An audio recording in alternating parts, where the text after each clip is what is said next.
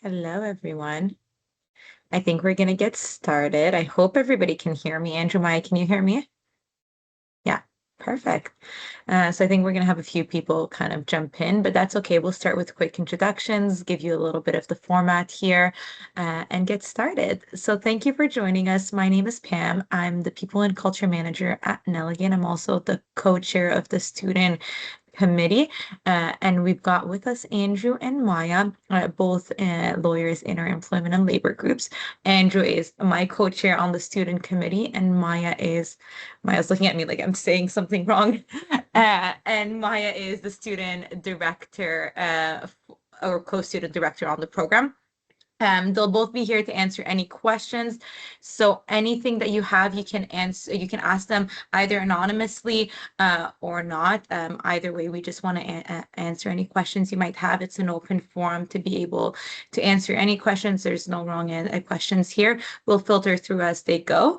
But I'll pass it over to Andrew and Maya. I'll be in the background here. But yeah, Andrew and Maya, over to you. Yeah, so it's nice to meet everybody or nice to do this. We're obviously getting into the swing of things for student recruitment, and wanted to do something like this just as an opportunity, not just to for students to ask questions about our recruitment process, but also if you do have any sort of questions just more generally about the Ottawa process. Both Maya and I have both been through it as students, and now have been through it on the other side as lawyers who are sort of running our recruitment. And so obviously we'll give you sort of be able to answer questions or give you feedback specific to the Nelligan process. But I do think a lot of what we talk about or a lot of what we say probably you can sort of extrapolate to your other applications and your other cover letters, because I know you're like a week away from submitting everything, and I imagine you have now a million questions now that you've sort of been in the process of having to put all this stuff together. And so we just thought it'd be helpful to maybe do something like this. We do have some sort of pre-sent questions that we can kind of run through, but there is sort of a Q&A function in the Teams chat. So feel free to sort of put questions into the chat. We'll be happy to answer them. I think we'll probably, prioritize them both. We'll kind of skip back and forth a little bit because I do think some of the questions we got in advance are ones that you probably all will have. But also, just I think as Pam said, you can submit your question anonymously, and we're perfectly fine with that. Part of this is like there might be questions you want to ask that you're like, I don't want to ask this during an interview at risk of like, affecting my candidacy or something like that. Not that you should really worry about asking questions that you need answers to, but I do know sometimes students have that sort of fear. So feel free to do it anonymously. We're happy to answer, and want to do our best to help you as much as we can. Maya, did you have anything you wanted to add? Yeah, I would just say, I mean, everyone always says, there are no bad questions. And I think in this process in particular, the recruitment process is so unlike a sort of regular job application that it's it sort of is this black box, and until you go through it, you don't really know about it, and you can speak with other students and get their experience. But really, there really isn't a bad question. Like if you think it's basic, somebody else probably has the same question, and this is really meant to be a safe space to get those out, and to get our take as people who are on the other side of it, who read a lot of applications and do a lot of interviews. So that's all I would add. So I don't think we have any questions yet into the Q&A. So Pam, maybe you can sort of start going through some of the ones we've gotten in advance. And then, like I said, just feel free to dump them into the Q&A as we go. If anybody's having problems with that or whatever, just let us know or let Pam know. And yeah, I'll let Pam, you could start with whatever the first one was. Thank you, Andrew. So the first question here was, what does Nelligan Student Program look like, and what makes it unique compared to other firms? Maya, I'll let you do this one just as one of our co-student directors. Yeah, absolutely. So I'll start by speaking a little bit about what our program looks like. So as a starting point, we have students come in the summer. during our summer program, we don't have a formal rotation. The idea is that this is a chance for you to learn our processes, dip your toe into the waters in all of the different practice areas, and basically just become acquainted with how things work and get a taste of things. And then when we move on past the summer student program into our articling program, then we have a formal rotation system that exists. And so students rotate through 3 different practice areas, one being labor and employment, which is where Andrew and I practice, another being in our family law group, and then the third being in our litigation group. We also have an IP practice and a business law practice, and that work sort of comes in ad hoc. And so students will get to see some of that as well. So in the summer, you're getting a taste for everything. During articles, you're going through a formal process. There's lots and lots of mentorship. There's formal articling principles that exist for each of the students. And then there's also informal mentorship that happens. One of the things that I think sets us apart from other firms is that we have a lot of really well-developed in-house training that we do for students. So the idea being that, your summer and your articling experience are sort of, that's your opportunity to train before you become a lawyer. And we take that part of the experience seriously. So throughout summer and articling, there are lots of training sessions. Andrew runs multiple writing workshops. So you come in with lots of great writing skills from law school, and a lot of that is transferable, but then some of that, you're writing now in a totally different context rather than an academic context. You're writing to clients and the court, and the style of writing changes a little bit. So we do a lot of focus on writing. 2 of our litigation lawyers run a litigation experience where you are really getting hands-on training and feedback on. I think this year they're doing a motion is the kind of mock problem that they're working through. You get training on all of our areas of practice, so you'll leave with a really good understanding of what the different areas of law do. And it's one of the things that our students talk about is how seriously we take the training beyond just coming in and having you sit at a desk and write memos. That's not the experience at Nelligan. You are going to do research, but you're also going to have lots of interaction with clients. You might run your own small claims trial with supervision. You're going to go to mediations, discoveries. You are not in a room with only interacting with students. You're really involved in the firm and in the work that we do here.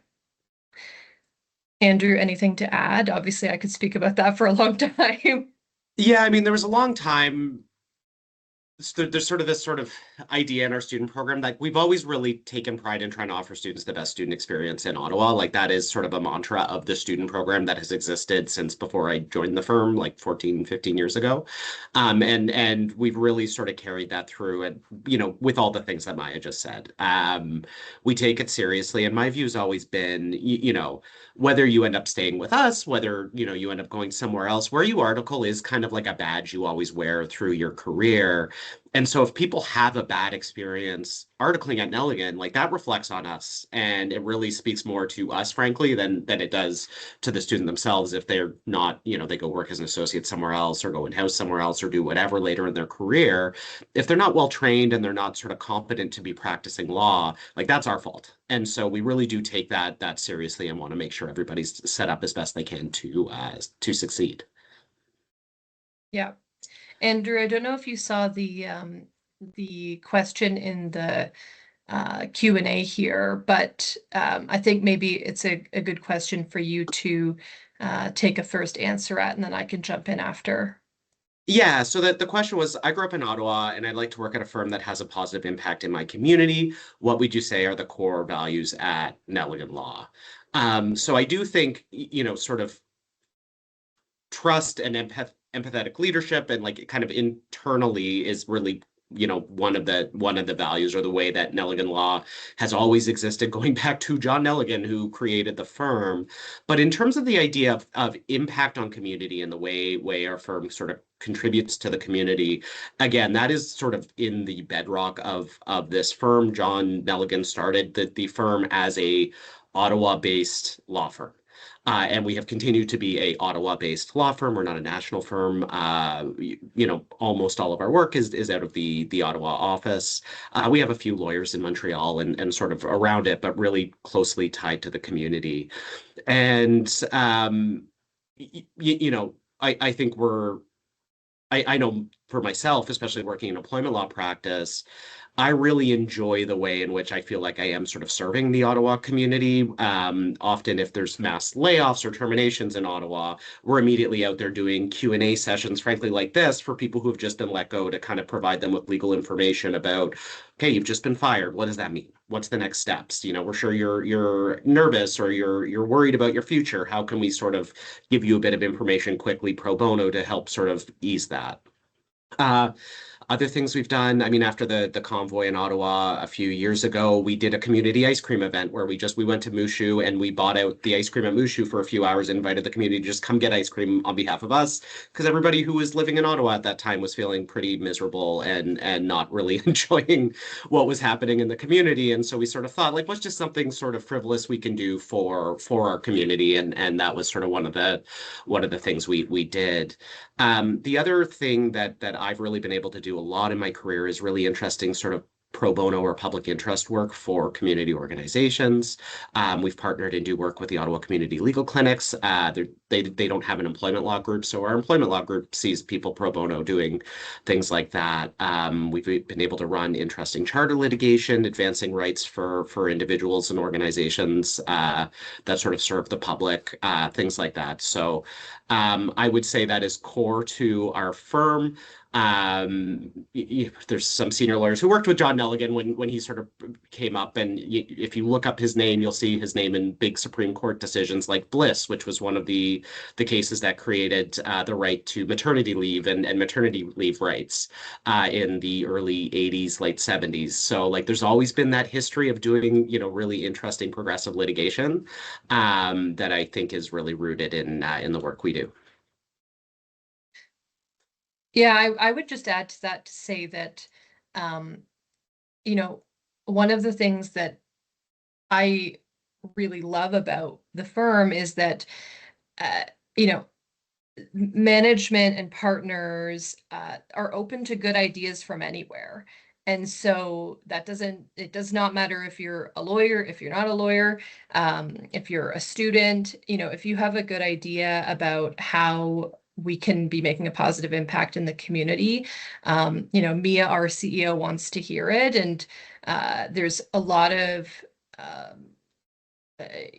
of latitude given to be involved in the things that are meaningful to you and to go out and do things. And I find that if I bring something forward about, I want to go and present to this newcomer group, can we sponsor this or whatever, like it's almost always an absolutely yes, great idea, and how can we support? So there's a real culture around trying to do good work in our legal practice and then good work outside of our legal practice.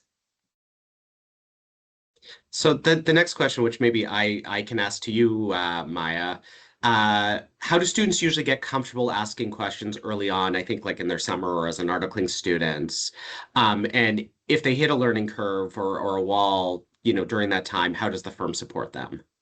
Yeah, that's a great question. So, I would say that when students come in, obviously there are some nerves. In some cases, people have worked, for years before going to law school and are coming in. And in other cases, this is sometimes somebody's, first office job.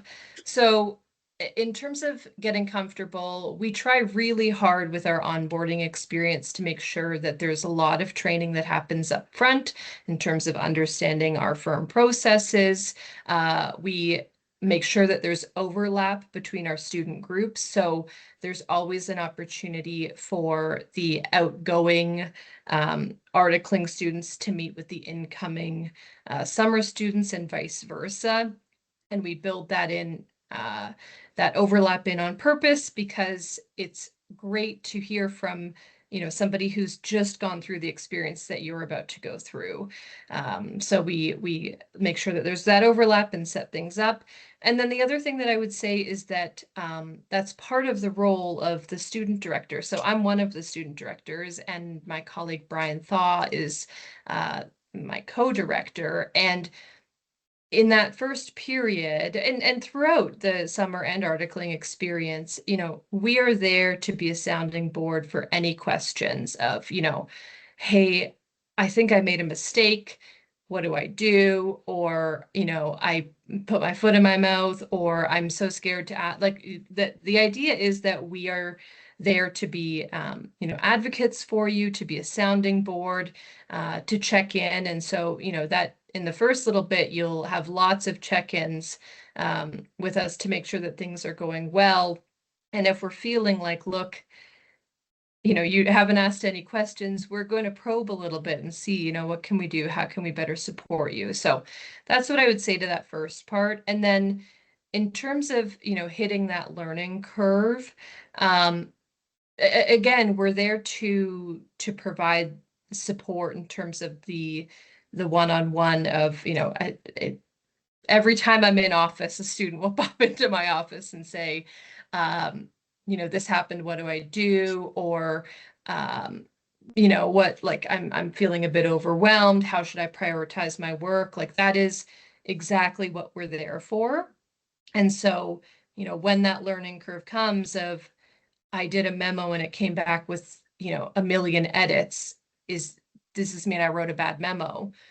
Well, no, every lawyer has their own style that they like. It's really helpful that you have all these edits, because now you know what style this lawyer likes. This is an opportunity to, next time become closer to what the lawyer is looking for. It's very common to have edits. We're there to kind of have those check-ins pretty regularly throughout both the summer and articling experience. And also just kind of remember, and to add on, like, everybody's on a learning curve when they're starting articling in summer, and everybody's learning curve is going to be, different. Some people, it comes together quicker. Sometimes it's a little bit later, like the same way law school is, right? You sort of hear about like how everybody's like, yeah, law school clicks with everybody at some point. Some people it's a month in, sometimes it's at some point in second year. But like we all sort of develop these skills and develop certain skills at different speeds. But like that is, as Maya said, like that's our job to help you navigate that, and just know that there is like an appreciation and understanding that like it's not going to come at the same time for everybody else, and that's okay. And articling is supposed to be about that, and it's supposed to be about learning. And there's plenty of students that, I can say with hindsight, yeah, it took that person a little bit longer to sort of get things rolling, but they're associates at our firm now. Like they figured it out. We worked with them. We helped them on what it was, and they're as far ahead in their career as the student who figured it out quicker, and that's perfectly fine. Yeah. I think Brian always has a good line about it where he says, it's called the legal practice, and we're all practicing, so we're all continuing to learn, and that is steeper at the beginning, but we're certainly there to support. And to Andrew's point, there have been times where we notice that there's a weakness that needs additional support. Maybe somebody is coming in and their writing needs more help. No problem. We'll set up another, an extra training session with Andrew on legal writing where you're going to go through in detail about, the feedback that you got. Like we're there to provide additional support. Andrew, maybe I'll ask this question to you, which is what made your previous students stand out? So I mean, various students have stood out for various different reasons. I like it's hard to sort of say, oh, like this is the one thing, but I will say There is one thing that I think, whether you're with us or with somewhere else, that you can is going to be the immediate sort of barometer with students, which is going to be writing and research. A lot of what you do at the beginning with us or anywhere else will involve some level of writing and some level of research, whether it's memos, whether it's doing submissions, whether, whatever it is. And if that is not done well, it is going to, impact your first impression with whatever firm or wherever you're working. And so you do want to be very careful about making sure you're producing good quality written work. What I tell every single student I ever meet with is invest in your writing skills while you're in law school. You have multiple courses and multiple professors available to you to help develop this skill. And it kind of doesn't matter what your practice is, you're going to be using it a ton during your first couple of years, and it is the easiest way to stand out. So really good, and strong research and writing skills, I think, is the most important thing, especially early in your career. But obviously that's, not the end all be all. If you have great writing skills, but can't talk to a client or something like that, then that, at a certain point, you're gonna hit a wall. And so, things that I've seen that have made good students, people who are genuinely interested and curious in the various work that either they want to do or they might want to do. I mean, if you come to our firm saying, all I want to do is employment law, that's great. And, we can talk about that and we can kind of expose you to that. But if you come to our firm being like, I kind of want to litigate, but I don't know if that's in employment law or family law or whatnot, and I'd like to see all of those things, Maya's going to say, that's great. Okay, we'll find you a family law file and we'll find you an employment law file. And it's people who are just, kind of proactive about what they want to do, curious about what they want to do, and sort of a little bit actually investing in themselves a bit and taking the steps themselves to also help sort of, go along that road. So I find a little bit of confidence, good writing, kind of curiosity about sort of practice areas, things like that are all things that stand out. Biggest thing though, can you work in a team? Our student program runs very collaboratively. Maya and Brian have done a great job of fostering that sort of working relationship with the students and amongst the students themselves. And the years that actually stand out are the poor years where the groups couldn't function coherently, that there was, students who couldn't get along with the other students, couldn't support each other, wouldn't review their work, or sort of treated it in a bit of a competitive way as opposed to working in a team environment. And frankly, those are ones who stand out, but not for reasons that you want to stand out. So I would say that. I don't know, Maya, if you have anything to add or. Yeah, I totally agree. In terms of sort of the individual aspect, I think you've hit the things. Like, to me, initiative is just a huge one, because if something's not going well, do you take the initiative to try to resolve it? If you are wanting a certain type of work, do you take the initiative to find lawyers to chat with about that? That sort of self-starter really stands out in a positive way. And then absolutely, I mean, this is a team environment.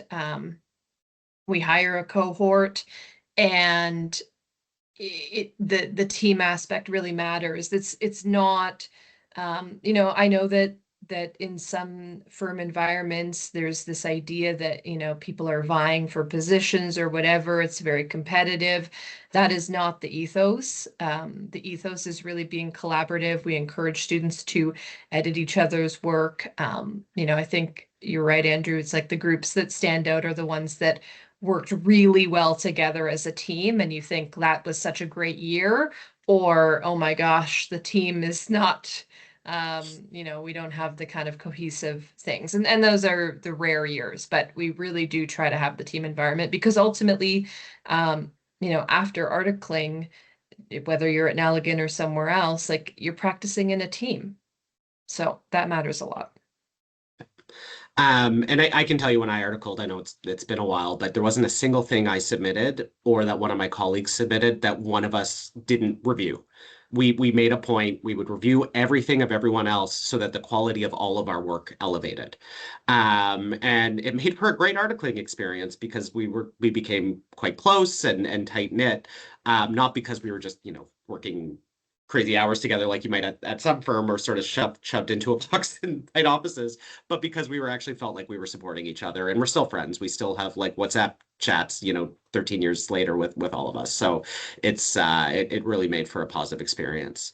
The next question I'm just going to deal with quickly, which was about accessing the recording. I'm not sure we'll be able to do that. The reason is I don't want to share it if students' names are visible, because I know some people have some sensitivities about, especially during the recruitment process, of like, oh, is this firm going to see that I came to the Nelligan thing and all that. So if there's a way we can do it where it's just, Maya and I's names visible, we can look at it, but probably not if it has other people's names, I think is sort of my gut on that. But if we are able to, we can share it by email, and we'll figure that out after.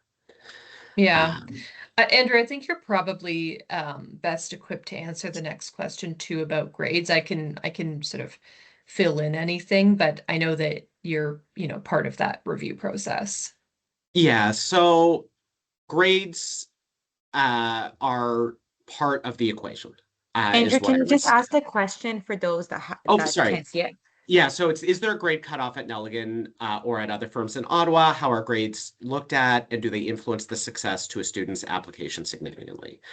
I would say they do influence, and maybe even say significantly, not just here, but everywhere. So I don't want to just sort of sell you a distorted picture of grades. Like they matter, and in part of the reason is it is a way to sort of look at how students have done across a long period of time, right? Like at the point you're applying to Ottawa, it's a year and a half.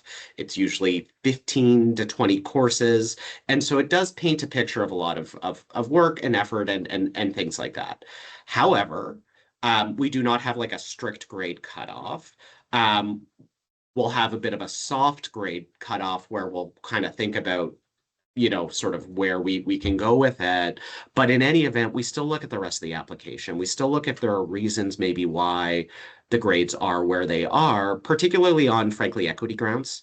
Like maybe somebody's grades are not as high as somebody else's, but we see they've been working at, a part or full-time job while they're in law school, and or they have family commitments, or they've had health issues that sort of that sort of led to a couple of grades that are lower than the average, or they just burned out in first semester first year and their grades are terrible, but then when we look at their final first year grades and their second year first semester grades, they look very different. And so there's obviously, like, they matter, but there's also context around it, and there's we don't just sort of take it as an end all be all. But it is something that does influence the process. I'm not going to lie and say it doesn't. Yeah. I would just add to that. I mean, certainly it happens where uh, there are outlier grades for, the majority of the grades are really good, and then there's the odd outlier. And if there's something, if you're in process with us and you're interviewing, and there's something that you want to, tell us about for context, you're certainly welcome to do that, right? Like life, we totally understand that life happens. So if, during one semester you had, you were caring for a family member and something, there's some context that you want to share, you are welcome to share that with us. And that can be helpful sometimes to say, okay, you know, we get what happened here, and this is not a, that's a blip versus they really don't grasp, concepts that are important to us. So you're always welcome to give us context if you want to. I think we kind of hit the top of these questions, Pam. There was some about the actual, like, sort of application process, I think, in the sort of, so I don't know if you want to maybe throw some of those onto the table, just because I know people are in the middle of getting all that ready right now. Absolutely. So another question that was submitted was, what makes an application or candidate stand out to you? So we get a lot of applications, as do I think all of the sort of larger full service firms, in the hundreds. And so in terms of the Ottawa OCI process, it only, if you're a U Ottawa student, it only allows for 40 interviews. The other schools, there's similar kind of cutoffs and whatnot. But all that's to say is we have to go from a few hundred applications down to a very small pool of people pretty quickly based on the paper applications. And so you do want to put a lot of effort and a lot of time into that because that is going to be the first impression. The first thing I'm going to read is your cover letter. And I'm not going to be looking at it in terms of what clubs are you a part of or what, work experience do you have and all that. I'm going to be looking at it to assess your writing. Can you write point first? Can you write concisely, clearly? And that's really going to be the first impression I have of you. So one of the best thing you can do to stand out is have a well-written cover letter that is concise, that is drafted in a clear way from sort of a legal writing standpoint. So I know you would have taken some of the first year legal writing courses or the courses that sort of teach legal writing principles, good active voice writing, good topic sentences to sort of group your ideas together, no typos, like that kind of stuff, that it looks, sort of normally formatted. It looks like a professional letter. Things like that. So that's probably the first thing people can do to stand out. Then I'm doing my second review, which is to actually sort of look at sort of the qualifications, candidacy, those types of things. So making sure your, accomplishments in law school stand out. If you're mooting, if you're doing things like that, that we sort of see those types of accomplishments. What's your connection to our firm or our practice areas, or why do you want to come to Nelligan Law? And again, every firm is gonna be looking for some variation of that. Why do you want to go to Denton's, or why do you want to go to wherever? That sort of is actually grounded in what our practice areas are. So if you say, oh, I want to go to Nelligan Law because I really want to be an immigration lawyer, it's like, okay, well, we don't have an immigration law practice. So your application is going to stand out, but it's going to be because you obviously didn't look at our website. So, you want to be careful about stuff like that.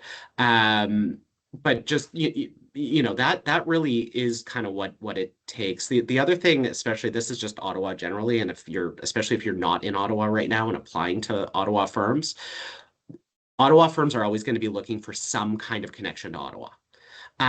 It doesn't have to be, the strongest connection, but something that just gives them a little bit of comfort of like, you're not just applying to every firm in Canada and just kind of hoping you get a job somewhere.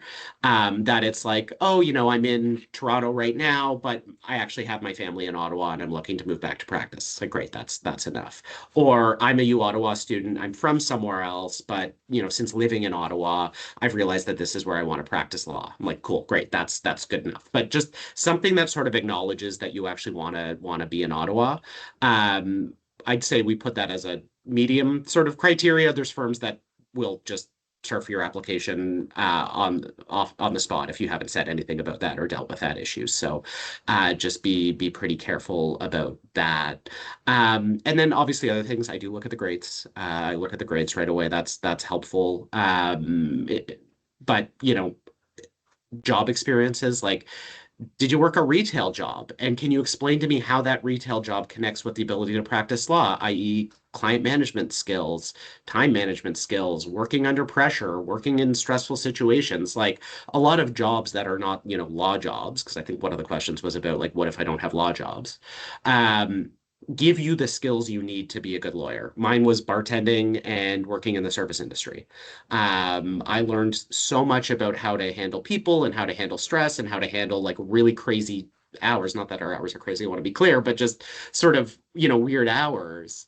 Bartending, that it actually set me up very well for law. And so it doesn't have to be, I worked at the legal clinic and this is how I'll be a good articling student, but it's really about how do you connect your experiences with what it takes to become a lawyer and to be a good student, which is usually hard work, good time management, kind of dedicated to sort of improving your professional career, things like that. I don't think I have anything to add to that. Pam, if you want to ask another question. Absolutely. I'll jump into the next one. So, what advice do you have for answering, tell me about yourself and what qualities stand out right away in a candidate? I assume that's kind of in the interview context I that think that's what person the is context is for. asking. Yeah. So, I mean, like basically have your canned answer ready for that. And remember that for the first round OCI process, you get 15 minutes for the interview. If that, and like that's probably about as much time as you're gonna get. And so I think it's you gotta be you want to have your hits ready, right? It's like imagine you're going to a concert, you want to hear the hits. And so what I would say is like think about what are the things that are going to make you an attractive articling student or an attractive candidate. So tell me about yourself. Well, I'm a second year law student and I came to law school because I'm interested in practicing employment and labor law. And you know, here's what I've been doing because that's kind of my passion or family law or whatever it is. But like I would think about your answer and how you would tie it into something you want to tell the person during your interview.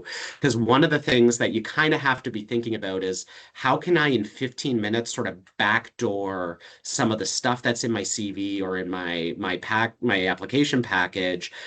um, how can I say that to the interview panel to make sure they hear me say that? So I would really think about what are the things you want to make sure they hear from you and actually practice an answer in advance that allows you to, you know, tell them about yourself. Well, really what you're trying to do is you're trying to get some of those things in front of them really quickly so that they can see why you might stand out as a candidate.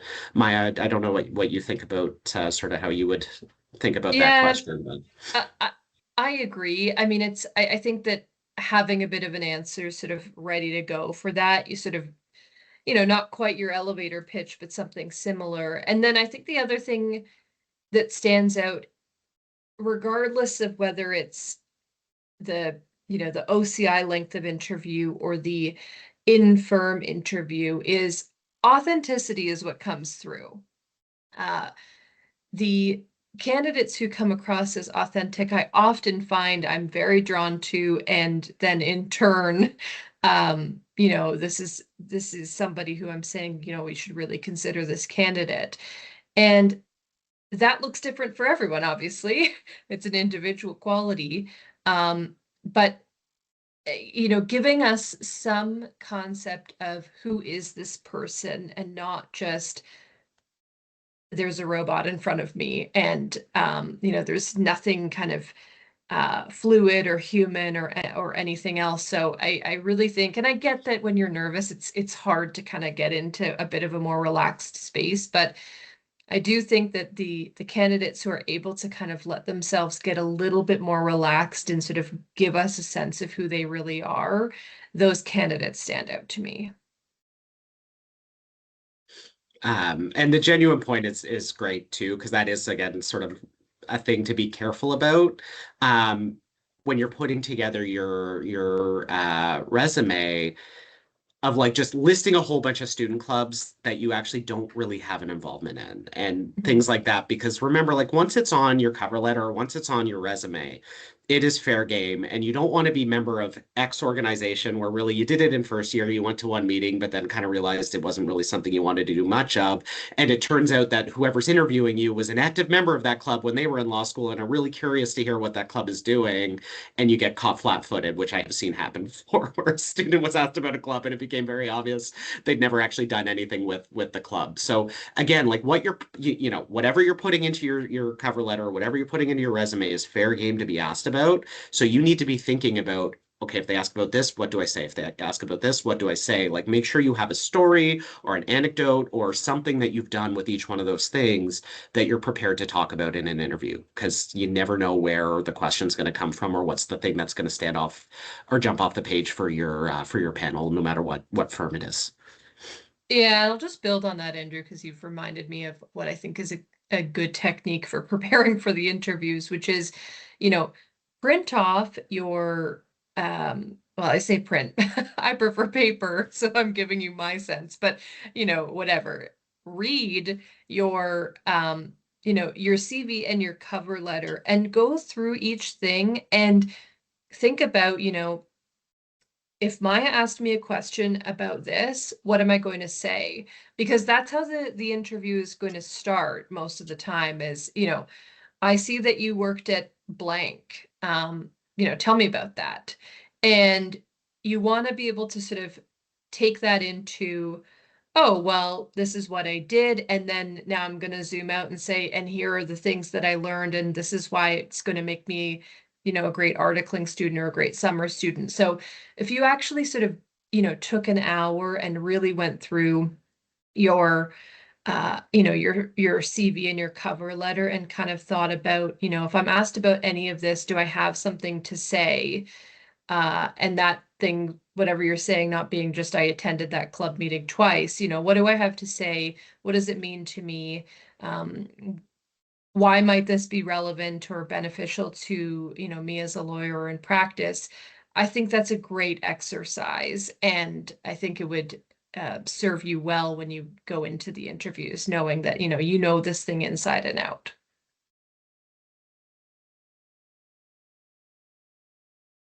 Thank you. I don't see any other questions, so I'm going to keep going from the questions that were previously submitted. Don't be shy. Everyone, if you have a question, feel free to drop it in.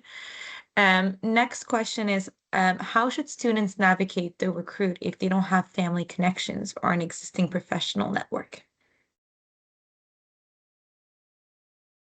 In terms of that, I mean, frankly, we kind of try and shut our ears when people start saying, "Oh, I know this person, they're related to," like that. Like we've actually basically excluded that from our job sort of evaluation process, because I don't think who you are related to has any impact on your ability to be a good student or not. But that doesn't change the fact that people who do have connections like that or who do have those relationships often have a leg up in these types of competitions, just because of the formal and informal ways that you can find out a lot about how to handle these types of interviews and how to navigate things. Or they might just, you might be able to talk to a family member who knows a lawyer at that firm and can tell you what they're like when they're interviewing you, or whatever it is. So I'm not gonna, it's obviously, has an impact. I would say, first of all, coming to stuff like this is a great way to do it, because, whoops, sorry, my chair just dropped out on me. The like air compression thing, I lost it. Anyways, coming to stuff like this is great. Because this is kind of why we're doing stuff like this, is to try and level the playing field a little bit on that, and give opportunities for people to ask questions and honestly or not about, the process. The second is, and you're maybe a little bit late in the game at this point, but reaching out to articling students and lawyers at firms, usually like this is really kind of more first years and people kind of more in the fall sort of time for Ottawa recruitment, but just asking people to go for coffees, or if you have profs at U Ottawa who are at one of those firms, asking them for a coffee and kind of ask what the firm is like or what's involved. Talking to 2Ls who went through the Toronto process about what their interviews were like. Talking to 3Ls who went through the Ottawa process about what their experience was like. Going to the career center and getting guidance from them. Like you are sort of spoiled at U Ottawa or at other universities to have a career center to guide you through it, but you do need to kind of proactively take the initiative to go set up meetings with them and go speak to people and that. But sometimes you got to go kind of find those opportunities yourself. And like my grandfather was a lawyer, so I'm like in the sort of camp of like I had people I could go talk to about law, but they were all in Toronto and they were not really that helpful for Ottawa. And so I did the U Ottawa Career Center, and my employment law prof was a partner at Nelligan Law. So I asked him to go have a coffee so I could sort of talk about Nelligan Law. And I did that at a couple other firms where I reached out to students or things like that. Because I didn't know anybody in Ottawa. I hadn't planned on staying in Ottawa actually, and so I sort of all of a sudden had to quickly figure out the network here. But probably that sort of proactive networking is the best way. Maya, I'm not sure if how you feel about it, Yeah, or sort of what you're. I think you've touched on all of that. I mean, um, you know, I came to Ottawa for school. Other than that, I had really zero connections to Ottawa, and decided to stay in Ottawa because my partner and I like it here. And so, yeah, it's really just about, taking people out for coffee. Can I ask you some questions? Really using other students as a good resource of, what were the interviews like in Toronto? What was that process? Or, hey, person who's in 3L, I know that you summered at Nell, or, a friend of a friend knows that you summered at Nelligan.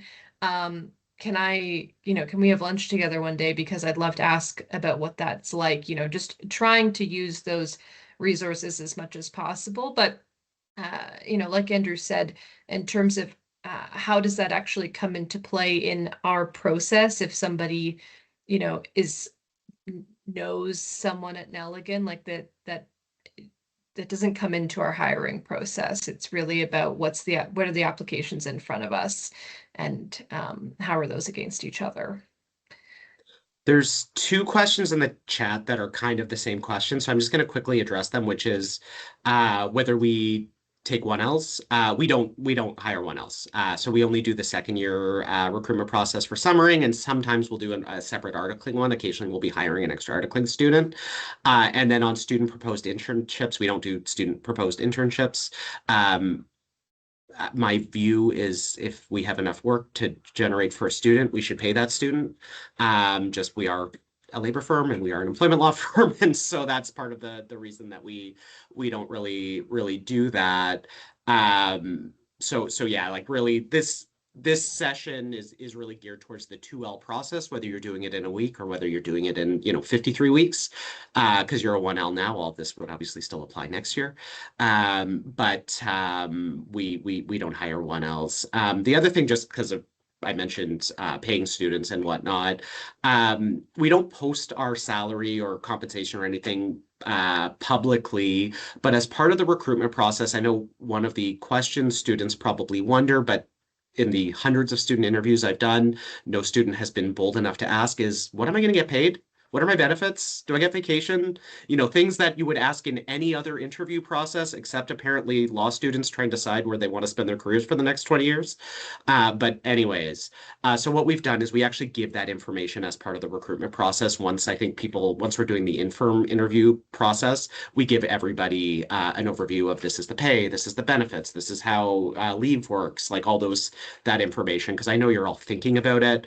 But like I said, students are usually too, I think, nervous to actually ask a law firm that. So that's why we do it proactively. I see the question here where someone's asking, do you expect an explanation in our cover letter for why we're applying for a position at an Ottawa law firm if we're not originally from the city? And I think we touched on that a little bit earlier, just about, if it doesn't appear like you have any connection to Ottawa, then making that connection at some point in the process is helpful, so that people know that, why it is that you're interested in Ottawa. You certainly could put that in your cover letter. I don't think you have to spend, cover letter space is pretty limited, and I don't know that I would blow much on that. I probably would say, address that in an interview, and it doesn't have to, it could be 2 lines in an interview. It's not very much. If you wanted to put a line in your cover letter, that's fine. But, we want to know at some point why Ottawa. But that could be, at OCI's or. To be clear, in the cover letter. You say in the cover letter? All right. Well, yes, there you go. because like I said, sort of we're soft. Like if you're a U Ottawa student, I'm kind of soft on it because I'm like, you're already in Ottawa. It's not that big a deal. But something I would have it in your cover letter. And there are other firms that it will be a binary. Do you have this or do you not have this? And if you don't have it, they're throwing your application in the garbage. We're not that strict at our firm, but like there are. I do know especially some of the bigger firms that have other offices do take that hardline approach with the Ottawa thing. Yeah. And I think for context for people as to why some firms, I think, take that hardline approach, my understanding, and obviously, this isn't our firm, but some of the bigger firms that maybe have offices in Toronto, there's this idea that people are going to use the job in Ottawa to then launch themselves into the Toronto office where they actually want to be. And so there's some sensitivity around that in terms of people, training in Ottawa and then going somewhere else. So there you go. You've heard it from Andrew. Put it in your cover letter. I don't think you have to use, you don't have to give a paragraph on it, but it should make be some a reference. sentence, unless like it's really sketchy why you want to be in Ottawa, and then maybe like a sentence and a half. But like it's a quick flyby. Here's why I want to be in Ottawa. The next one was kind of a similar. If I talk to an articling student at Nelligan, would you recommend I mention them in the cover letter? Yes. I would. Again, kind of main parts of a cover letter, you know, who you are and why are you interested in Nelligan Law, and also maybe why are you staying in Ottawa. And so if I met with so and so student and had, liked this aspect of the art, the articling experience they described, it's like, great, I now understand why you want to work at Nelligan Law. Like that's kind of the first thing you want to address in your cover letter, is kind of why is it you're interested in us specifically. And that's the thing that you need to be careful about when you're doing a bunch of cover letters and you're applying to multiple firms, is that part really should be unique to us. The next section, though, is kind of when you're moving into more what are your, skills, or what are the things that you're doing that would make you a good student or a good candidate. A lot of that is the stuff that you're going to repurpose as between the firms, because it's going to talk about your research skills and your writing skills and maybe your litigation stuff if you're mooting, or what student groups you've been involved in and how that relates to your professional interest, or some of that kind of stuff. A lot of that is where you're going to repurpose, and kind of like, your cover letters are going to look pretty similar as between firms. But, the why do you want to work with us thing, that you really want to make sure that section is unique for every single firm. And I think And to to that before, point, oh, sorry, go ahead. Andrew, just in terms of the typos and that sort of thing, making sure that you've got the right firm name for the application is a really good thing to do. And it's just the kind of quick error that, typo that stands out, where it's like, why are there 3 firm names in this cover letter? So definitely like double, triple check that. Yeah, it's I'm a little bit probably more lenient on something like that than others are, because I know you're going to repurpose your cover letters to all the firms. Like, Yeah. I don't want you to do a bespoke letter for 15 different law firms as you're trying to do January term at U Ottawa or whatever you're doing at other courses. Like, that's not a reasonable position for me to take. But if we start to see a lot of sloppiness, like, more than one typo, more than one wrong name, like we're going to hit the point where, like, okay, this is just too much. But there are other firms who do take a very hard line. Oh, instead of Nelligan Law, it says, Faskin or some other firm that you applied to. We're tossing it. Yeah. And we're not that rough on students, because fun fact, lawyers make mistakes too. Who knew? Yeah. uh it's almost like we're all insured Um, for it, but yeah. uh, Andrew, is the summer program open for LLM students? Maya, before we jump into that one, there was just a follow-up in the chat that has to do with this. So it's if I go to school outside of Ottawa and Ontario, but work for an Ottawa employer and did an undergrad and lived there for 5 years, is it fine to subtly reference returning to Ottawa in a quick sentence? I just want to close up that chat Yeah. there. Yes. Having previously worked in Ottawa, I'm looking forward to the opportunity to join a, Ottawa-based law firm that serves this community that I miss so much. Don't say it that way. But, like, again, that's how you can kind of bring a lot of those ideas all of a sudden into a very quick sentence. And when I say we're looking for concise writing and I'm evaluating on writing, it's people who can do stuff like that, who can sort of bring in a whole bunch of ideas of, like, hey, I'm from Ottawa. This is why I want to work at your firm, and this is why I want to come back here, all in kind of one pithy idea. Like, that's what I mean when I say I'm kind of looking at the writing skills and evaluating that, versus if somebody takes 3 sentences or 3 paragraphs to make that one point. I'm kind of like, that not enough work has gone into it. On the LLM thing, yeah, we'd look at your application. We also get like foreign trained lawyers trying to come back, or do this sort of accreditation applying. We get a wide variety of different applications from people who are at different sort of stages of their law journey. So we'd look at it. We'd sometimes have to have like individual conversations with students of kind of like, how does this fit in with the timing of our student program and whatnot. But I don't think that should stop you from applying if you're doing an LLM or something like that. Yeah. The next question is, what does a busy week look like for students at Nelligan, and how do you recommend students handle quieter periods? So I would say a busy week for a student is if you are in a trial or a hearing or some other process like that. So one of our articling students was recently in a trial. I think it was maybe in Belleville. It wasn't in Ottawa. And when you're in a trial or a hearing or something like that, you're working closely with a lawyer. And so your hours at that sort of period are going to resemble what a lawyer's hours are going to look like. So those are definitely the busiest periods because, you're in the thing all day, and then in the evenings, maybe you have to do some additional research with the lawyer on the file and say, this came up, what are we going to do? Or we have to craft arguments. Can you look at this? Or I'm prepping for a witness. Those are the absolute busiest times. Um, and then in terms of handling quieter periods, we normally have enough work to keep students busy. Busy in terms of regular hours, unless you're doing something a bit more intense. If something's really quiet, that's the time where we'd encourage you to, go and chat with lawyers and say, hey, is there something that you want me to work on? I'm looking for work. Or come to me or Brian and say, hey, I'm a bit shy on work, and we will sort of drum up some work for you. And then sometimes too, that's an opportunity to, draft some blog posts or do other things. But I don't find that having, long, quiet periods is a significant issue in our student program. There's normally lots to do. And if you're not able to find it, we'll certainly go around looking for something for you. Yeah, we don't make students responsible for like building their own practice or drumming up their own work. Like that is really why Maya and Brian are there too.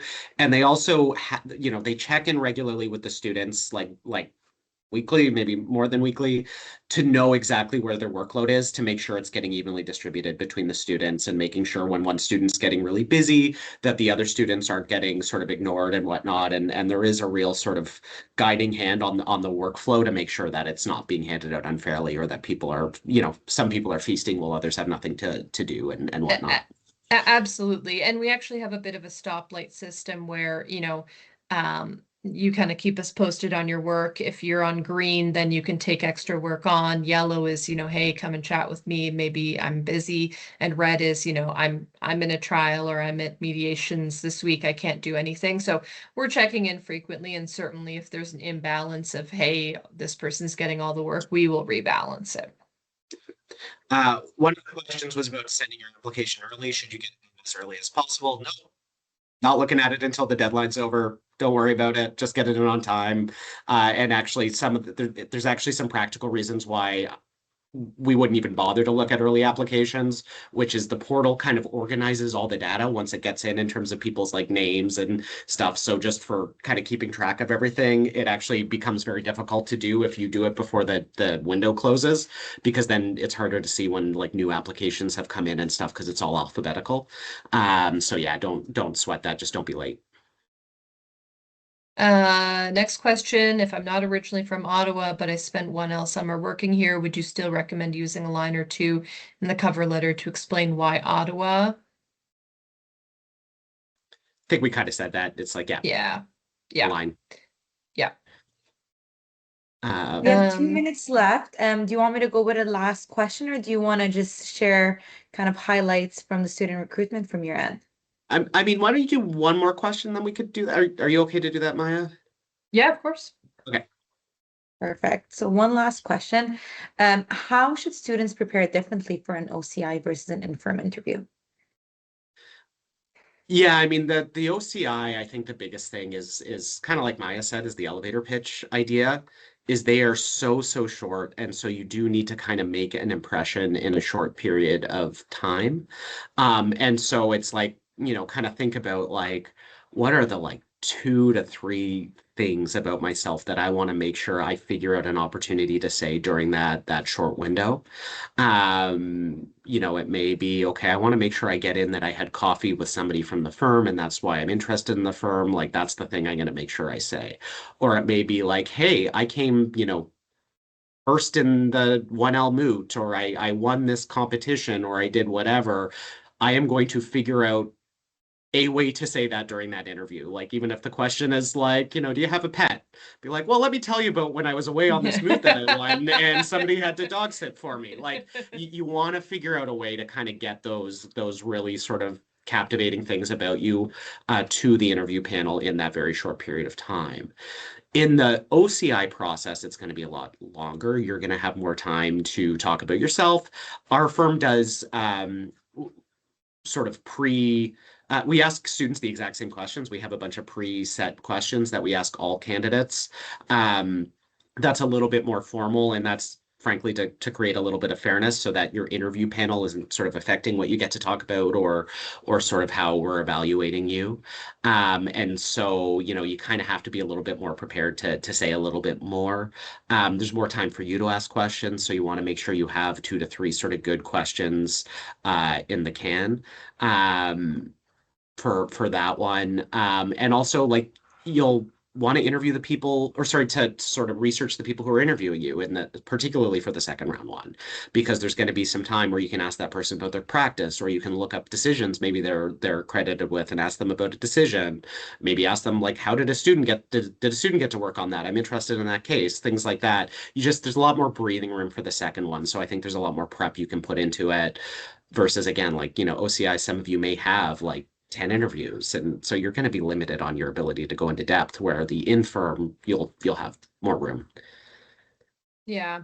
And just on that point around the questions, the opportunity to ask questions, I always encourage students when they're in process, remember, like, an interview is a two-way street, right? We're interviewing you to make sure that you're going to be a fit at Nelligan, and you too should also be interviewing us to make sure that we're a fit for you, right? If you want to practice in an area that we really don't have any substantive practice in, then you might want to think about, what is it that matters to me? Or, if you have certain things around workplace culture that are really important, you're going to want to make sure that we have those things.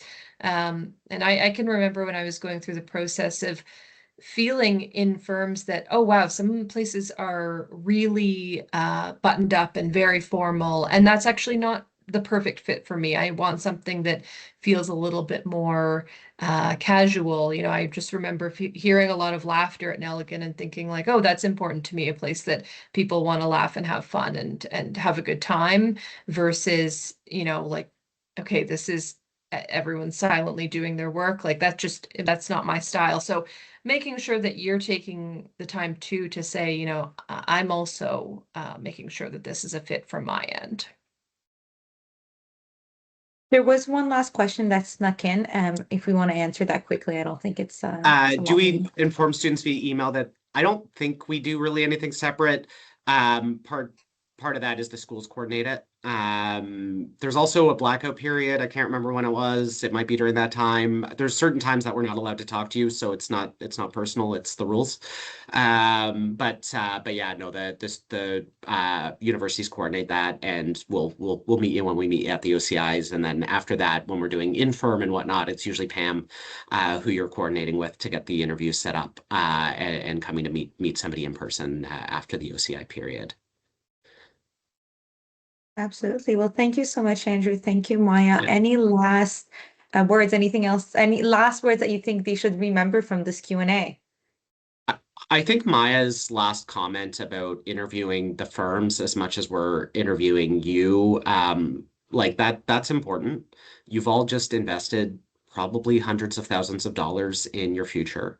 You probably all went to law school thinking you were going to open a bunch of doors for yourself and not sort of get shuttled into some narrow corridor where all the law students have to go to, like, get that one big firm job or whatever it is. And law school certainly makes you feel that way, that you kind of have to go down a certain path or a certain route. But just remember why you went to law school. Remember kind of what you want to do with your career is important and matters. And you didn't do this to just to, go work somewhere for the sake of working there or because other people are doing it or whatever. So really use it as a good opportunity to research the firms, research what's right for you, ask the questions that you need answered to feel comfortable there. Because, you want to have a good experience. You want to sort of start your career off right. But also just know that if you don't end up where you want to be or at the exact firm you thought you'd be at, or even if you don't get a job right now, Like that's okay. And that's a lot of people's experience, including a lot of people I'm working with now who are associates in our group or who are, frankly, partners at our firm. There was a partner who was at the firm who interviewed me at a different firm, and didn't hire me. And then we became business partners like down the road. So just like know the career is long, know it's not the end all be all, and just, take care of yourself during this process because it's not easy. We know it's not easy. But yeah, I think those are kind of the things I would say. Yeah, I would just build on that and just say that, when you're in the process, it feels like if I don't get something, is that the end? And I would just say that everyone that I went to law school with who wants to be practicing law is practicing law. And that can take all sorts of different shapes, but you'll land somewhere, whether it's with us, great, whether it's somewhere else, you will land somewhere. It might not be exactly on the timeline that you hoped, but you will land somewhere. Perfect. Thank you both so much. Thanks to everyone who joined us. I hope you got at least a little bit out of this. This is our first Q&A as well. So if you have any feedback, feel free to send me an email. My email's on the poster that was distributed. It's careers@nelliganlaw.ca. And if you weren't able to ask a question or didn't know how to use the format, feel free to also send me an email. We will answer any questions you might have. But we think it's great to be able to have these conversations and answer any of these questions. So we're looking forward to seeing all the applications and talking to you all soon.